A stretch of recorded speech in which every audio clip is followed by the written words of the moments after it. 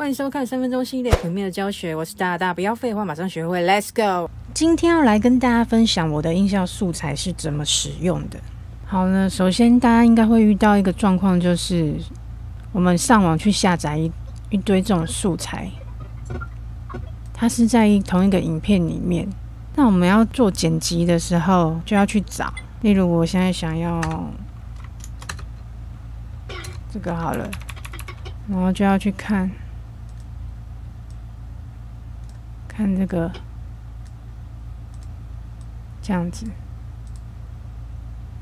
然后再把它丢到影片里嘛。等我下次要再用别的时候，我又要再去找，是不是觉得这样子蛮累的？自己想到一个小方法，我会再开启一个序列档，例如像是这样子，这个好，然后这个比较常用的，我会把比较常用的放在这个剪辑档里面。例如这个，我们选几个好了，选几个来放。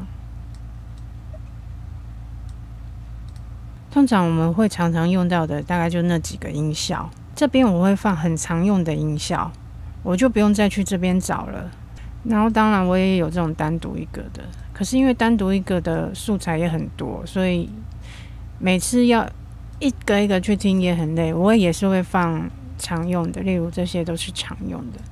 可能会放了10几个这样，那些像秀啊、董啊，然后丁之类的放在这里。那如果你要再自己细分的更清楚的话，你可以在这边标签这里打上你要的颜色。那你看颜色，你大概知道说它这颜色是什么音效这样。比较相同类型的，你就可以把它归成一样的颜色。其实基本上这一个音效素材不用特别去做，就是你在做剪辑的时候，你就另外开一个音效素材，然后丢到你的档案里的时候，你这边备份一个，就前面放，这边也放一个，就会累积你很常用的在这里面，然后你也会比较记得说比较常用是在哪里，位置基本上反正这样过去一听就知道是不是你要的音效，总比这边慢慢这样慢慢抓好吧。这边慢慢抓有点辛苦啊。你这边是不是已经用好了？假使这个是剪辑档，那我这边也放一个，然后这边也放一个，我直接用拖移的方式，我就可以让它这样子拖过来，就可以直接拉到这个时间轴里面，直接拖移。好，那这一次我做完了以后，我是不是这边已经累积了很多我的音效的素材？我的做法是这样。刚刚呢，就是假使我已经剪好了一个剪接档，然后我现在开新的专案在这边，好，我要开始剪了。那我就是把原本的专案打开，它就开启原本的专案之后，新的剪接档这边嘛，我一样再开一个音效素材，这个名字你们到时候你们再看要取什么，就是音效专用之类的。那我刚刚是有开启旧的档案这边，我直接把它选起来。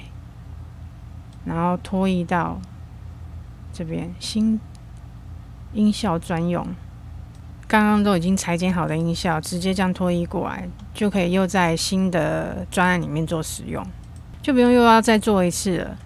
那随之你也有可能累积越来越多，裁切一次，你之后就是万用就对了。开启一个新的专案，再去把旧的专案打开，然后拖移进来，这样这个就是我的小方法啦。那不晓得你们觉得这样子有没有比较快速，或是说你们有更快速的方法，都可以跟我分享。以上就是今天的音效素材统整分享。有学到的朋友记得帮我按赞、订阅、分享以及开启小铃铛，有你们支持是我制作影片最大的动力。再会啦，拜拜。